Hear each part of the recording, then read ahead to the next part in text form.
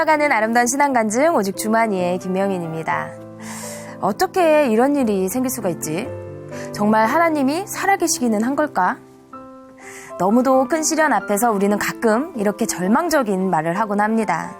주님께서는 우리가 능히 감당할 수 있는 시련만 주신다는 것을 알고는 있지만 이 눈앞의 상황이 너무나 힘들다 보면 그조차도 의심하게 되는 것 같은데요.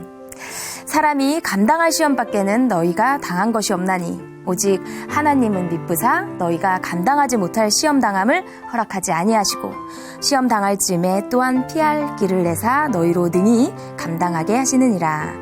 고린도전서 10장 13절 말씀입니다. 지금 나의 어려운 상황 혹시 피할 길이 없다고 생각하고 의심하고 계신가요? 오늘 이 시간 함께 하시면서 이런 주님의 말씀에 대한 확신 꼭 찾으시기를 바라겠습니다. 삶을 열어가는 아름다운 신앙간증 프로그램 오직 주만이 오늘도 시련과 고난조차 이 주님 안에서 감사하다는 아름다운 믿음의 사람들이 준비하고 있습니다. 먼저 이 자리 은혜롭게 채워주신 분들과 인사 나누겠습니다. 춘천 한마음교회 성도님들입니다. 반갑습니다.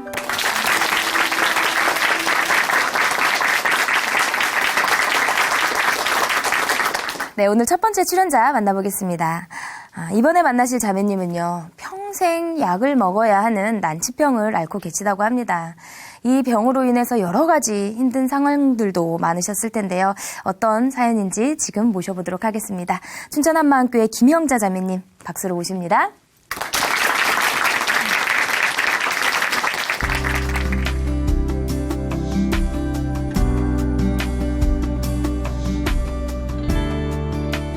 안녕하세요. 춘천 한마음교회 김영자입니다. 저는 지금 류마티즘이라는 병을 앓고 있는데요. 이 병은 자가면역 질환이라고 해서 세포에 염증이 생기는 병입니다. 아직은 제대로 된 치료약이 없어 평생 약을 먹어야 한다고 해요. 저는 이 병을 통해 염려와 낙심과 좌절을 맛보았는데요. 부활하신 예수님을 만나 이 모든 것을 하나님께 맡기며 병과 상관없이 감사하며 살게 된 삶을 나누려고 합니다. 저희 부모님은 제가 어렸을 때 헤어지셨는데요.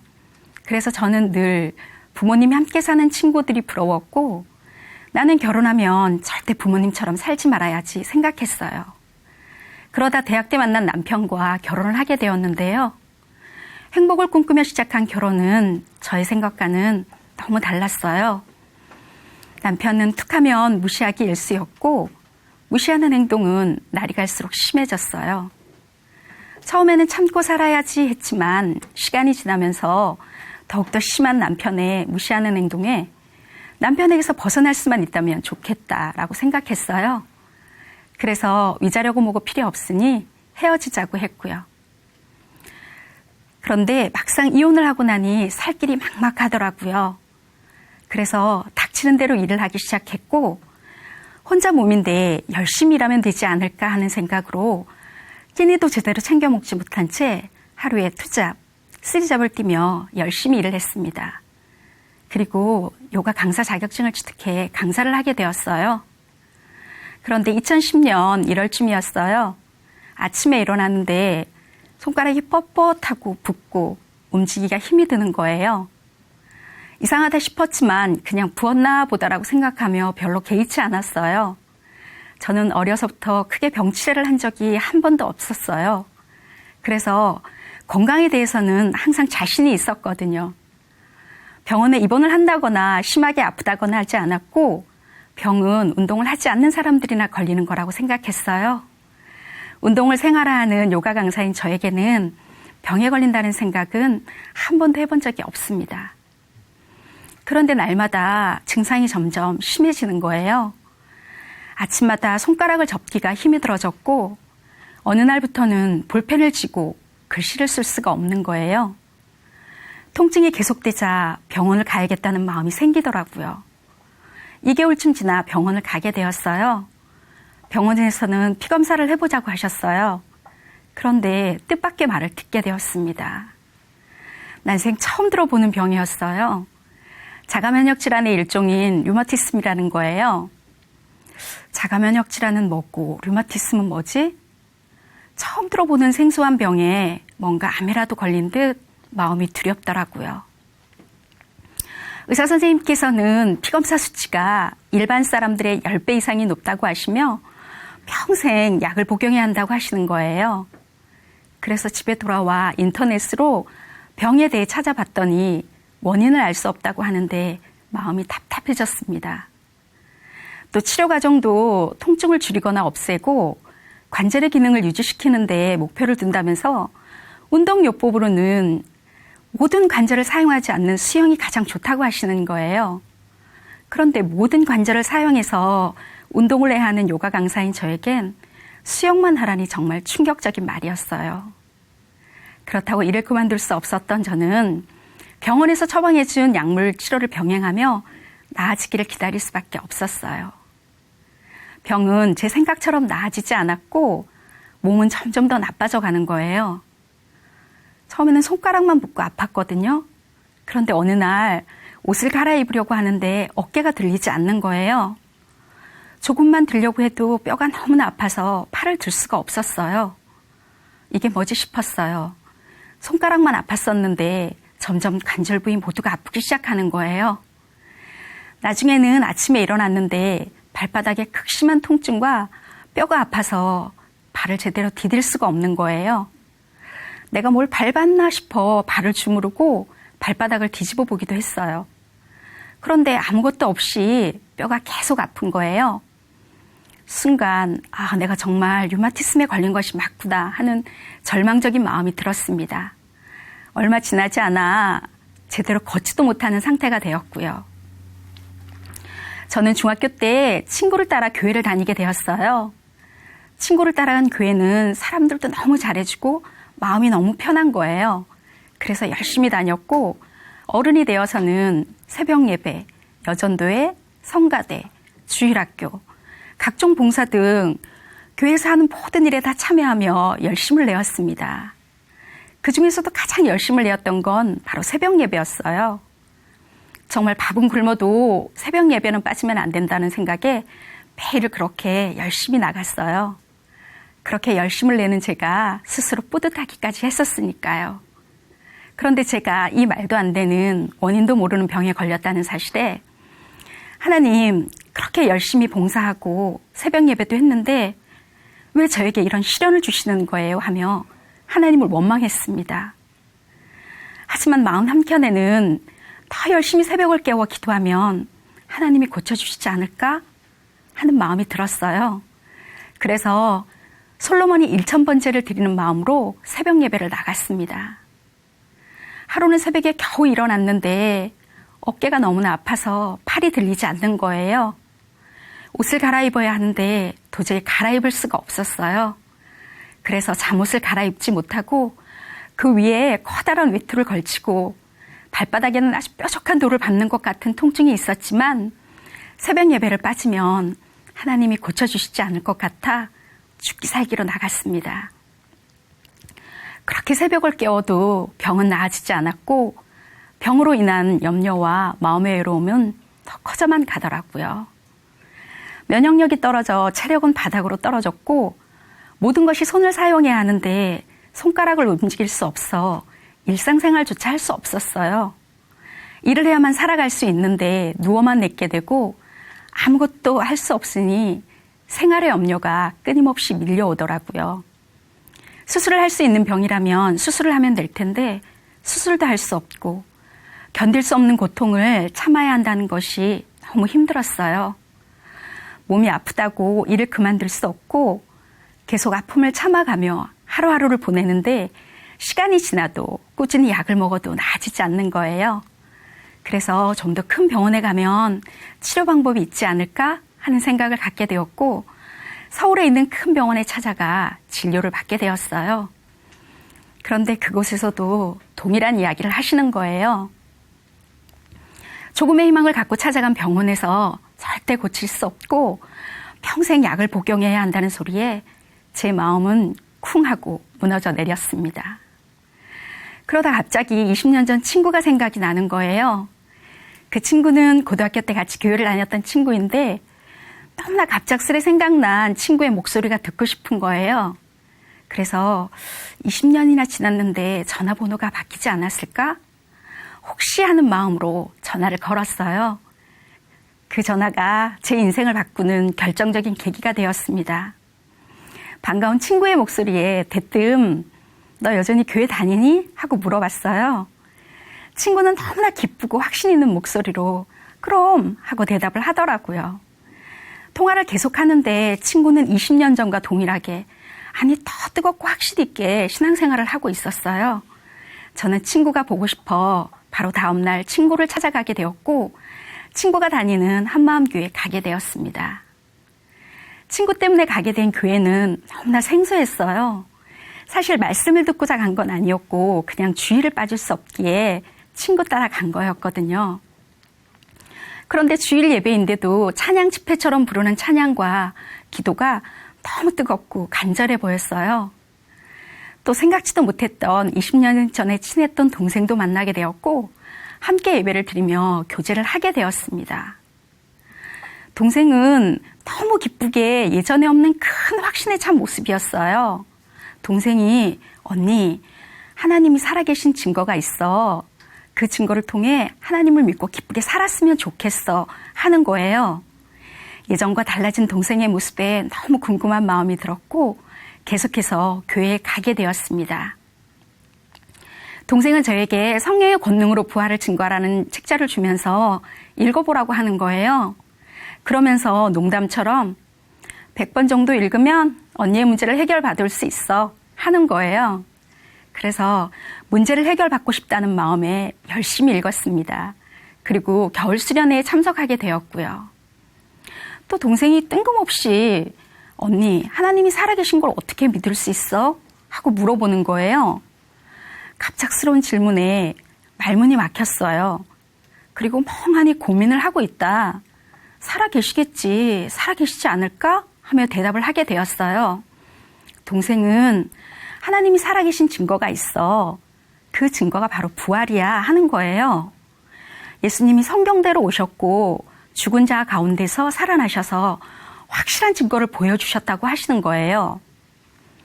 그런데 제 마음에는 예수님이 죽으시고 살아난 건 알겠는데 도대체 그게 나랑 무슨 상관이 있나 하는 마음이 들었습니다.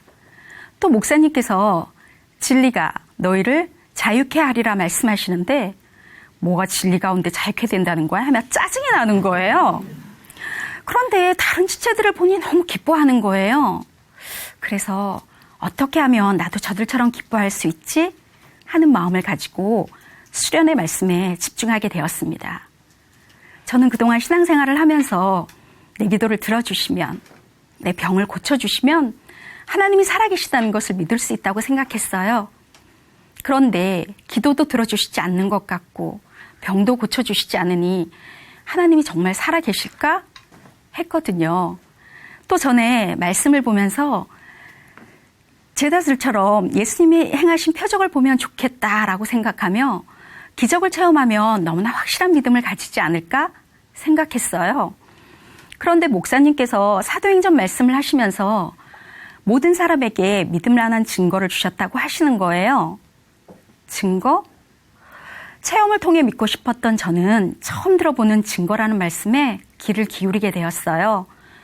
목사님께서는 하나님께서 보고 믿을 수 있도록 확실한 증거를 보여주셨다고 하시더라고요. 그리고 그 증거가 바로 부활이라고 하셨어요. 부활로 구약의 예언대로 예수님께서 죽은 자 가운데서 사흘 만에 다시 살아난다면 십자가에서 죽으신 분이 진짜 하나님이심이 증명되는 거였어요. 그리고 예수님의 부활이 역사에 기록된 실제 사건이더라고요. 아, 실제구나.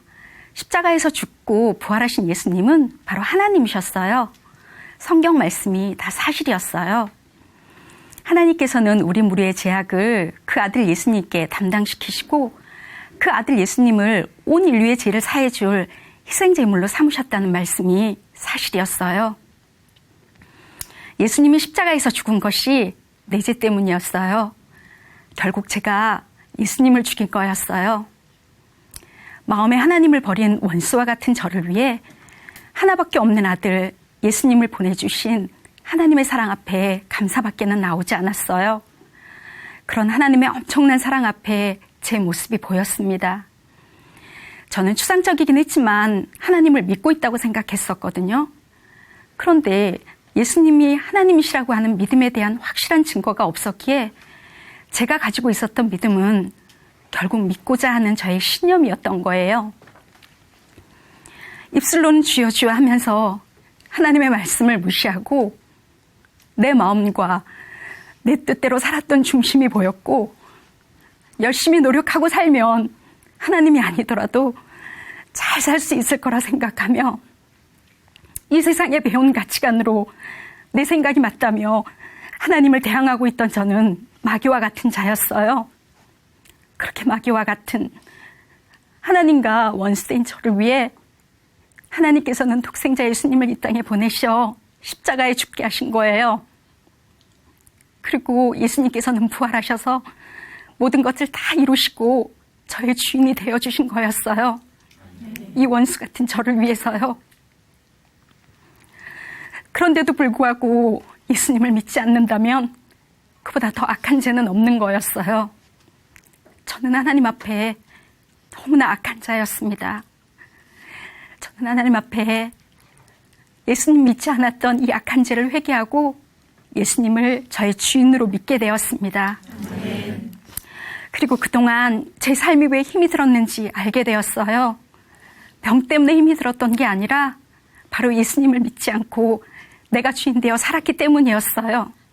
건강도, 물질도, 시간도, 가족도, 자식도 모두 주님의 것이었어요. 그런데 나나나 하며 모든 내 것이냐? 내 마음대로 하고 살았던 거예요.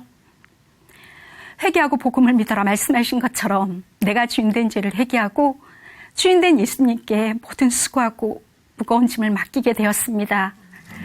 그랬더니 진리 가운데 자유케 되는 것을 믿습니까? 했던 목사님의 말씀처럼 제 마음 가운데 자유함이 임했습니다. 그리고 어느 날 예배 중에 목사님께서 전능자가 왜 이 땅에 사람으로 오셨는지 아십니까? 하시며 창세기 말씀을 찾아주셨어요. 우리를 우리의 형상, 하나님의 형상대로 만드셨다고 하시며 우리가 하나님의 자녀이기 때문이라고 하는 거예요. 그제서야 왜 예수님이 십자가에서 나를 위해 그 고통을 당하셨는지 선명해졌습니다. 예수님이 나를 위해 당하신 고통을 생각하니 병으로 인해 오는 고통과 환경을 통해 오는 어떤 어려움도 불평이나 원망이 아니라 감사함으로 이기게 되더라고요. 이제는 오히려 이 류마티즘이라는 병을 통해 예수님을 만날 수 있게 된 것에 감사합니다. 저는 어르신들에게 노인 건강체조를 가르치는 일도 했는데요. 노인 100세 시대라고 하잖아요. 그래서인지 건강을 챙기시기 위해 체조를 배우러 오시는 분들이 많이 있어요. 건강을 챙기시는 반면 많은 분들이 소망 없이 하루하루 사는 모습을 보게 돼요. 그러면 이 기쁜 소식을 전해주고 싶어 복음을 전했는데요. 어르신, 예수님이 부활하셨어요. 이 땅이 전부가 아니에요. 영원한 나라가 있어요. 예수님은 죽고 부활하신 하나님이세요. 예수님을 믿으면 참 평강이 있어요. 꼭 예수님 믿으세요 하고 전해드려요. 그러면 잘 들으시는 분들도 있지만 듣지 않는 분들도 많이 있어요. 그렇지만 그분들이 꼭 예수님을 믿고 천국에 가셨으면 좋겠다라는 마음으로 계속해서 복음을 전했습니다. 저는 여전히 손가락과 발가락에 힘이 잘 들어가지 않아 불편함을 겪고 있어요. 처음에는 약에 대한 선입견 때문에 오래 복용하면 몸이 더 나빠지지 않을까 하는 염려도 있었는데 그것 또한 저의 주인 되신 예수님께 다 맡기게 되었습니다. 이제는 힘이 들 때마다 예수님께서 나를 위해서 죽고 부활하셨지 하면서 오직 예수님만을 바라보게 됩니다. 그리고 너무나 확실한 증거가 있으니 어떤 가운데서도 예수님이 나를 사랑하시고 지금 나와 함께 하신다는 말씀을 붙들고 나아갑니다. 예수님을 만나기 전 저는 상황과 환경 그리고 생각지도 못했던 병에 걸리게 되면서 온갖 염려로 기쁨이 없었던 사람이었는데요. 부활하신 예수님을 만나 상황과 환경에 상관없이 주님의 사랑에 감사하며 살게 되었습니다. 이제 남은 인생 예수님을 전하는 자로 살겠습니다. 예수님은 나의 주인이십니다. 감사합니다.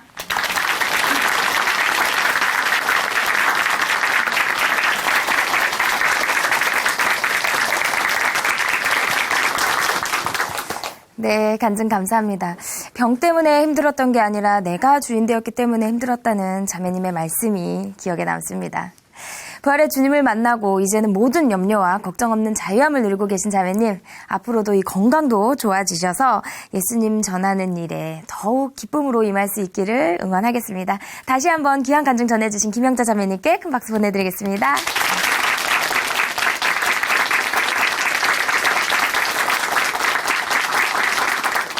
아름다운 믿음의 고백으로 하나님의 은혜를 나누는 오직 주만이 오늘 두 번째 출연자 만나보겠습니다. 지금 만나실 자매님은요, 넉넉한 형편에 최고급이 아니면은 근처에 두지 않았던 그야말로 아주 럭셔리한 분이었다고 합니다. 하지만 그런 걸로는 채울 수 없었던 이 마음의 공허함으로 힘든 시간을 보내셨다고 하는데요. 자매님 마음의 그 공허함 무엇으로 채울 수 있었을까요? 지금 바로 모셔보도록 하겠습니다. 춘천 한마음교회 최영희 자매님 박수로 모십니다.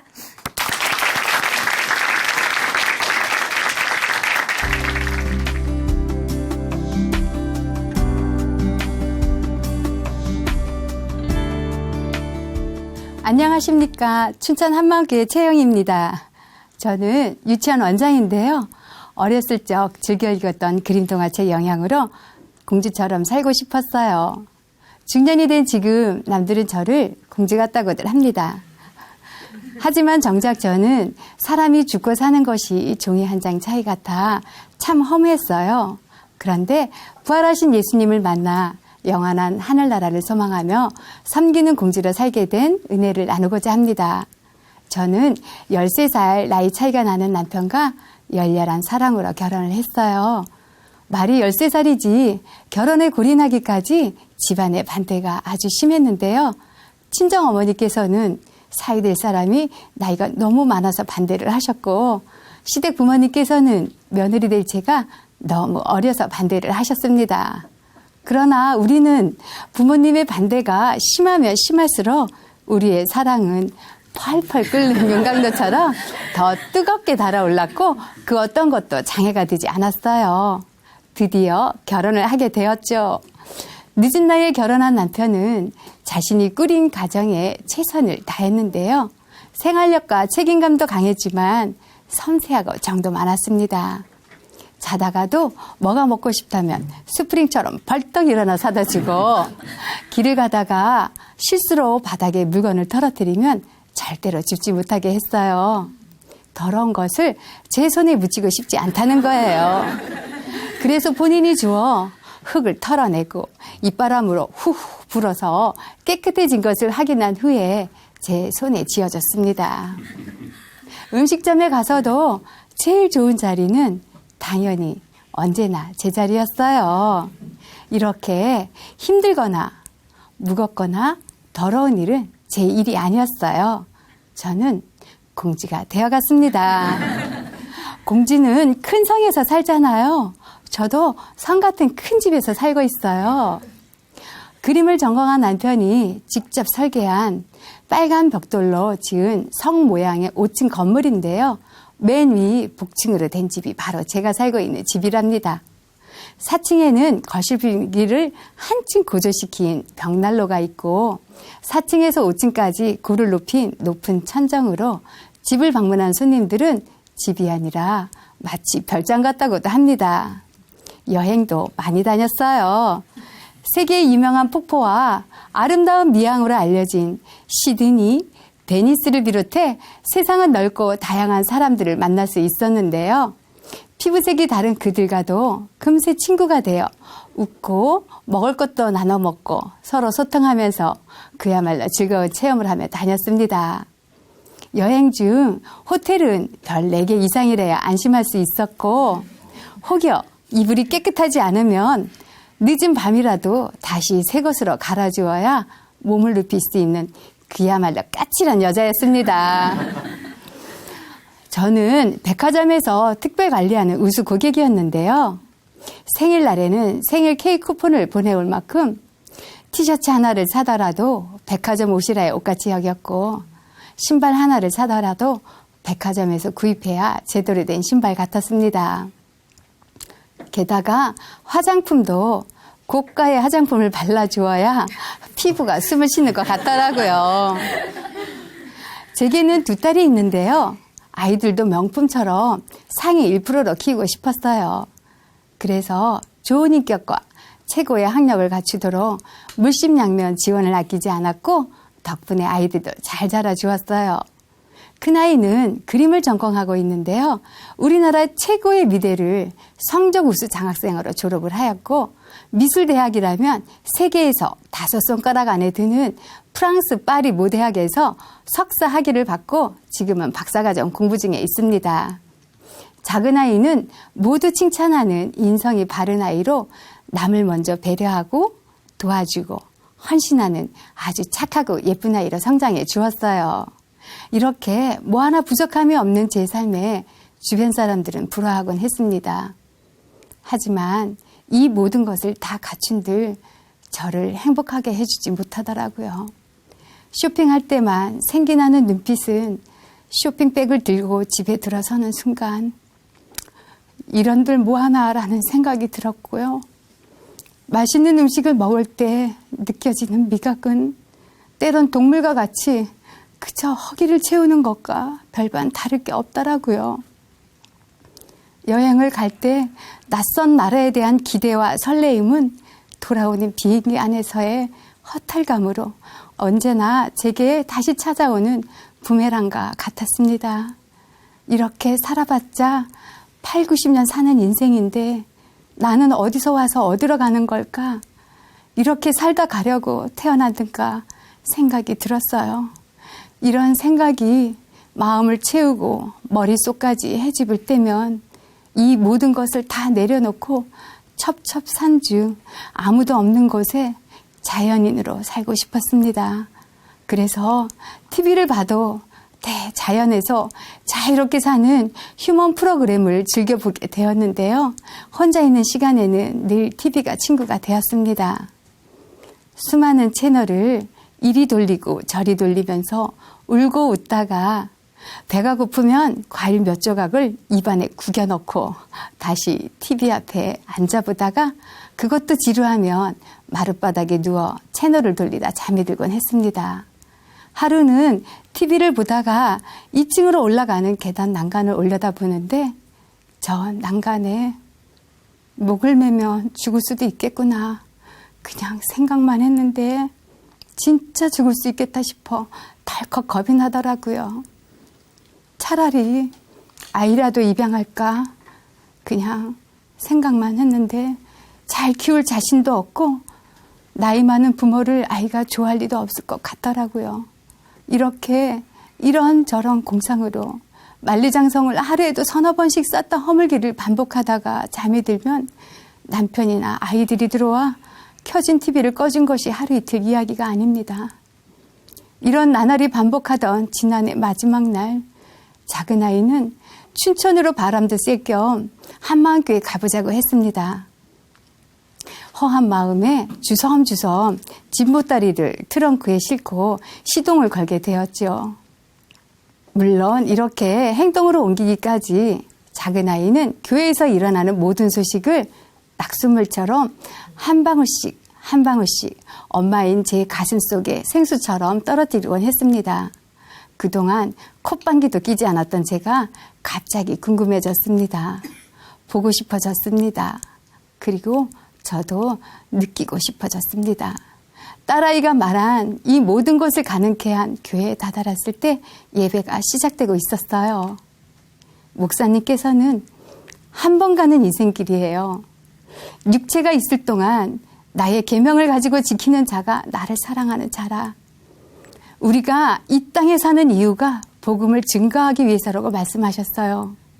아니 어떻게 이 땅에 사는 게 복음만 증거하고 살 수 있겠나 싶더라고요.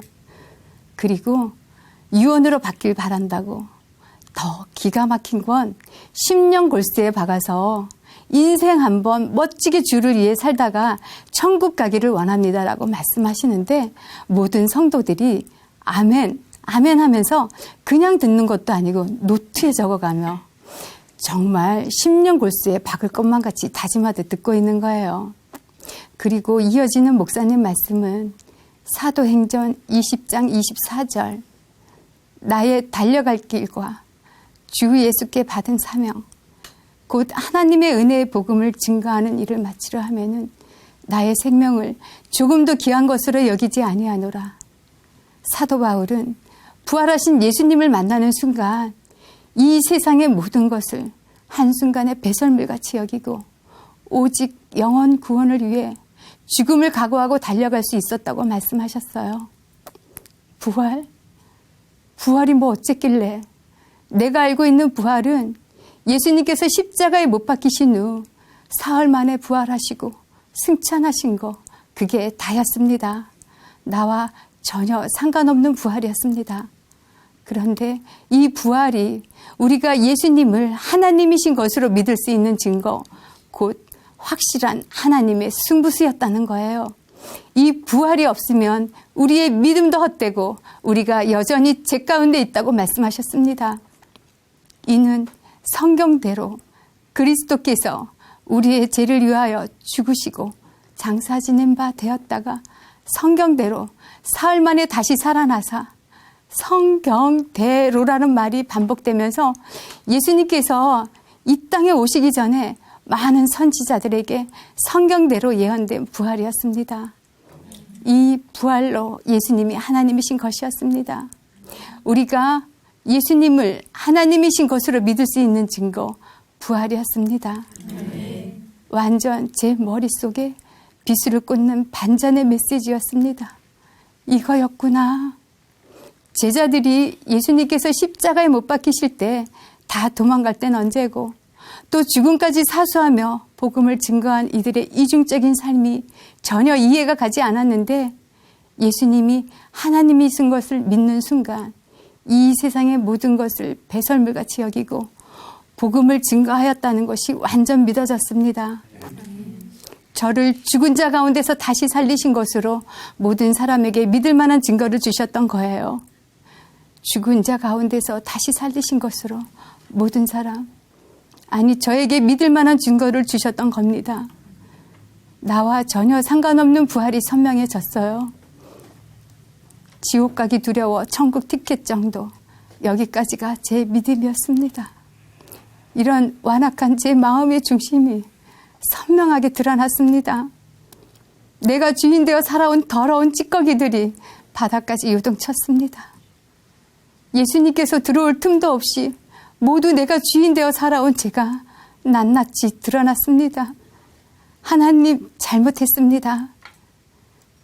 내가 주인 되어 예수님을 모시지 않고 왕노릇했던 저의 중심을 용서하여 주세요. 주체할 수 없는 눈물이 볼을 타고 흘렀습니다. 그리고 예수님은 나의 주인이십니다. 내 자녀의 주인도 예수님이십니다. 내 남편의 주인도 예수님이십니다. 나의 삶도, 나의 생명조차도 예수님이 나의 주인이십니다. 고백하였습니다. 이렇게 저는 예수님을 나의 주인으로 믿지 않은 죄를 회개하고 예수님을 내 마음의 주인으로 모셨습니다. 부활이라는 확실한 증거로 예수님을 나의 주인으로 믿게 된 저는 매일매일 기쁨이 넘쳤습니다. 밥을 먹으면서도 어디를 가나 예수님이 부활하셨다라는 말씀이 계속적으로 묵상되더라고요. 매일매일 하나님 말씀에 푹 빠져 지냈습니다. 틈만 나면 성경을 보게 되고 말씀이 꿀송이보다 달달하는 의미가 어떤 것인지 이제야 알게 되었습니다. 유치원에서 돌아오면 저녁 식사하는 것도 잊어버리고 밤 12시, 1시까지 성경을 보며 예수님과의 독대는 정말 감격과 기쁨의 시간이었습니다. 예수님께서 이렇게 외로우셨구나. 공중에 나는 새도 거처할 곳이 있는데 당신은 거처할 곳이 없다라는 말씀을 하실 때 얼마나 마음이 아팠는지 모릅니다. 얼마나 배가 고프셨으면 무화과 나무에 열매가 있는지 알아보러 하셨을까. 성경 말씀 한 줄 한 줄 읽어 내려가면서 저는 예수님과 하나됨을 느끼게 되었습니다. 이 감격은 나와 예수님과의 연합이었습니다. 부활이라는 확실한 증거로 영원한 나라가 선명해지니까 비로소 내가 어디서 왔는지, 왜 사는 건지, 어디로 갈 건지가 분명해지더라고요. 예수님께서 이 세상에 우리를 구원하러 오신 것처럼 저도 복음을 전하는 사명을 가지고 이 세상에 온 거더라고요. 그리고 이 사명을 모두 마친 후에는 나의 분야 예수님께로 돌아가는 거였습니다. 보이는 이 세상이 다가 아니라는 거예요. 어둠이 내려앉을 때 내가 돌아갈 곳이 있다는 것만으로도 너무 안심이 되었습니다. 비로소 제 눈빛에 생기가 돌고 왜 먹어야 하는지, 왜 살아야 하는지가 명확해지니 온몸에 힘이 넘치고 사는 게 신바람 났어요. 어느 날 원감교사가 원장 선생님 무슨 좋은 일 있으세요? 하고 묻는데 당연히 좋은 일 있지. 예수님이 나의 주인 되시니 신바람 난다. 활짝 웃으며 말해주었습니다. 덩달아 교사들도 신바람 나는 제 모습을 닮아가고 유치원은 예전보다 더 환한 웃음꽃으로 하루하루를 맞이하고 있습니다. 저는 아이들에 대한 시선도 달라졌는데요. 아이들을 바라볼 때 예수님의 마음으로 봐집니다. 유치원에는 다양한 기질과 성향을 가진 아이들이 모여 작은 사회를 이끌어갑니다. 그 가운데에는 유난히 말썽을 피우는 아이들도 있기 마련인데요. 어느 날 말썽꾸러기 아이를 마주 바라보며 이렇게 말했습니다. 부활의 예수님이 너의 주인이 되고 싶으시단다. 그분을 너의 주인으로 모시고 살래? 했더니 네? 하는 거예요. 그래서 아이가 장난기가 발동하려 하면 얼굴을 보고 예수님의 눈빛으로 바라보면서 이렇게 말합니다. 너의 주인은 누구?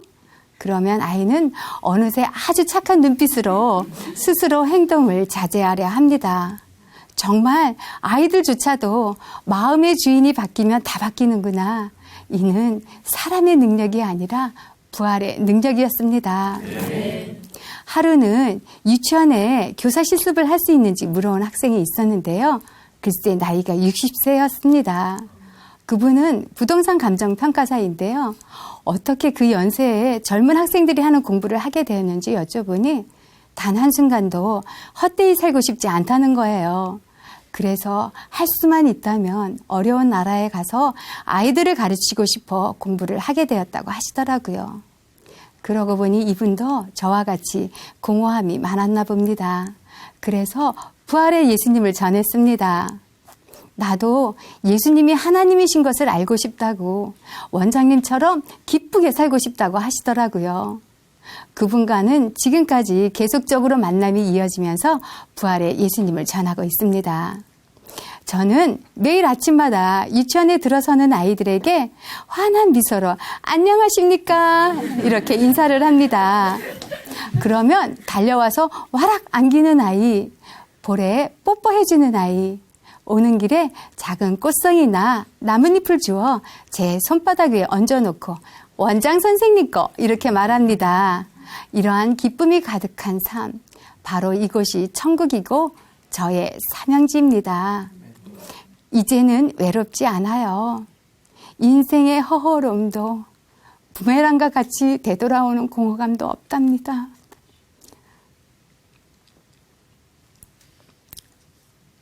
그리고 저 이제 부드러운 여자 됐어요. 예수님이 계시는 곳이면 어디든 몸만 누이면 잠이 들어요. 이불에 냄새가 나도 오케이. 반찬이라곤 달랑 김치 하나라도 오케이. 백화점 옷이 아니라도 무조건 오케이입니다. 저 지금 너무 행복해요. 부활하신 예수님께서 지금 이 순간에도 나와 함께 계시니 이제야 모든 것을 다 가진 하늘나라 공주가 되었습니다. 주말인 토요일 주일을 온전히 주께 드리며 하나님께서 주신 사명을 감당하고자 기도하고 있습니다. 아이들이 행복한 유치원, 이 세상을 아름다운 사랑으로 가꾸고 싶습니다. 이 부활의 복음으로 행복한 나라를 만들어 우리 아이들에게 물려주고 싶습니다. 그러기 위해 동역하는 우리 지체들과 예수님께서 오시는 그날까지 함께 하겠습니다. 감사합니다.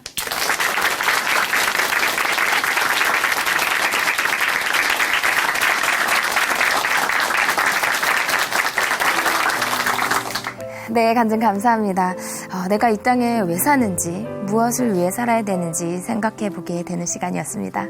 최고급이 아니면 거들떠보지도 않았던 자매님이 이제는 이 성안의 공주에서 진정한 주님의 자녀, 하늘나라의 공주로 온전한 새 사람이 되셨습니다. 바로 부활의 주님, 그 표적 앞에서 모든 삶의 이유를 찾으셨는데요. 앞으로도 자매님이 찾으신 이 부활의 복음 신나게 전하시면서 이 귀한 기쁜 사명 감당해 주시기를 응원하겠습니다. 다시 한번 채영이 자매님께 박수 보내드릴게요.